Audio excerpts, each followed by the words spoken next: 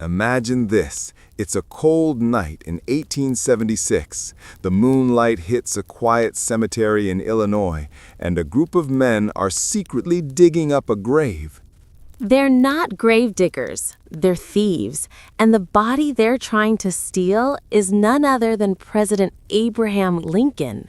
Wait, someone actually tried to steal Lincoln's body? Oh, yes. And this isn't a myth. It's one of the strangest true stories in American history, filled with crime, secret agents, betrayal, and a president's corpse almost lost forever. So let's rewind. Lincoln was assassinated in 1865. The nation was mourning, divided, broken. Right. His funeral train took his body on a 1,600-mile journey from Washington, D.C. to Springfield, Illinois. Millions of people came out just to say goodbye.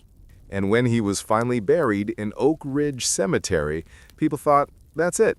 He'll rest in peace forever. Except peace didn't last long, because 11 years later, a criminal gang had a plan so insane it sounds like a Hollywood script. Who were these guys? Political enemies? Nope, they weren't politicians or soldiers. They were counterfeiters, professional fake money makers. Their leader was a man named Big Jim Connolly. Counterfeiters? So how does fake money connect to Lincoln's grave? Here's the crazy part. One of Big Jim's top engravers, a man who made the plates for counterfeit bills, got arrested and thrown in jail. And Big Jim wanted him out. Okay, and? That's insane. Like something straight out of a Netflix crime show. To pressure the government, Big Jim came up with a plan. Steal Abraham Lincoln's body and demand the release of his engraver in exchange. Plus, they wanted $200,000 ransom. Exactly. But this was real, and the men believed it would work. So how do you even plan to steal a president's body? First, they picked November 7, 1876, election night, thinking everyone would be distracted by the vote count. Smart, in a dark kind of way. They chose Oak Ridge Cemetery in Springfield. Lincoln's tomb was massive but poorly guarded. Only one caretaker and a simple padlock on the door. So what was the plan exactly? They break into the tomb, saw open the marble lid, lift out Lincoln's 500-pound cedar coffin, and haul it into a wagon. Then they'd hide it in the nearby sand dunes by Lake Michigan. Unbelievable. Did they even know what they were doing? Not really. These weren't master thieves. They were bumbling crooks. But they had confidence and whiskey. So did they pull it off? Not quite, because one of the men in the group wasn't who he said he was. Oh, a twist? A big one. His name was Louis Sweggles, and he was an undercover Secret Service agent. Wait, the Secret Service was already around? Yep, founded in 1865 to fight counterfeiting, not protect the president. But in this case, they were about to save his body. Sweggles pretended to join the gang. He drank with them, planned with them, and secretly told his bosses every move they made. So the Secret Service knew when and where they'd strike.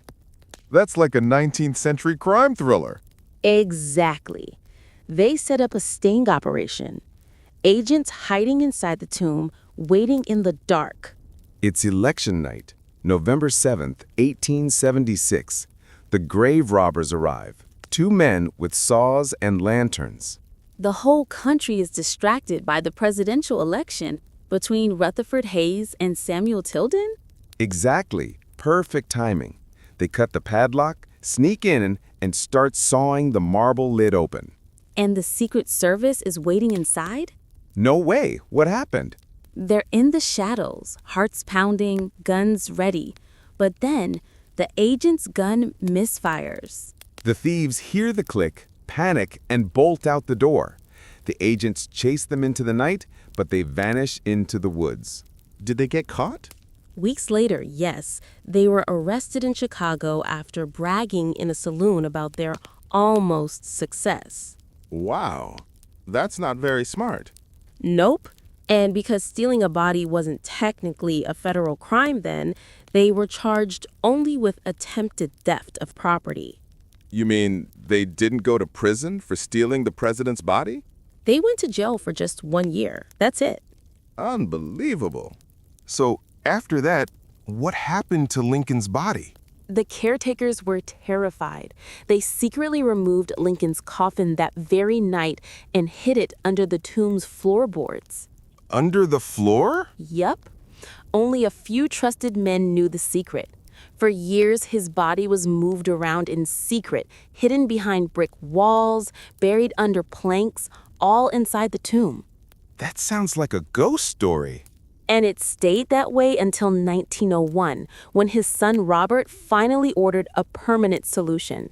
The coffin was placed in a steel cage, buried 10 feet underground, and sealed in concrete. So no one could ever reach it again? Exactly. And it's still there today, beneath 10 feet of solid stone.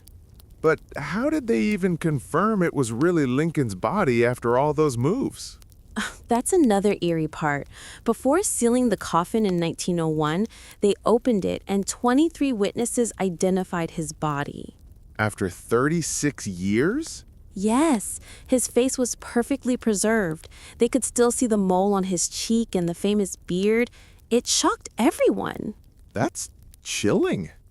They reburied him, poured tons of cement, and never spoke of it again. The exact spot is still guarded and never opened. It's so wild to think that even after death, Lincoln's story didn't rest. It was still being written by criminals, agents, and ordinary caretakers trying to protect his memory. Yeah, it's almost symbolic. His life was about saving the Union, and even after death, people were still fighting to preserve him. From abolishing slavery to surviving an assassination and then nearly being kidnapped from his own grave, his story never stops being unbelievable. That's why Abraham Lincoln remains one of the most fascinating figures in American history, a man whose legacy refused to die, even when thieves tried to steal his body. If this story blew your mind, and trust me, it blew ours, hit that subscribe button.